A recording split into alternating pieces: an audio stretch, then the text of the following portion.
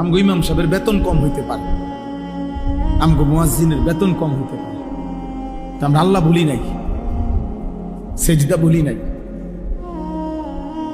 আপনি মাসে 2 লাখ টাকা ইনকাম করেও আপনার কপালে একটা সেজদা দিতে পারেন না, আর আমার মালিকের গোলাম মাত্র 10,000 টাকা মসজিদে বেতন নিয়েও খোদার 30 দিন জামাতের সাথে সবার আগে সেজদা দেয়। এ কৃতজ্ঞ বান্দার চিহ্ন, এ শাকের অনুগত বান্দার চিহ্ন।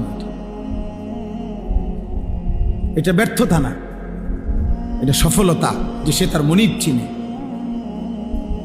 সে তার বানানেওয়ালা চিনে।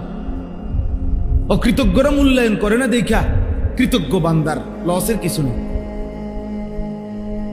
কোন নাফরমান মানুষ যদি কোন দিনদারকে মূল্যায়ন করে না দেখা দিনদারের ব্যর্থতার কিছু নাই।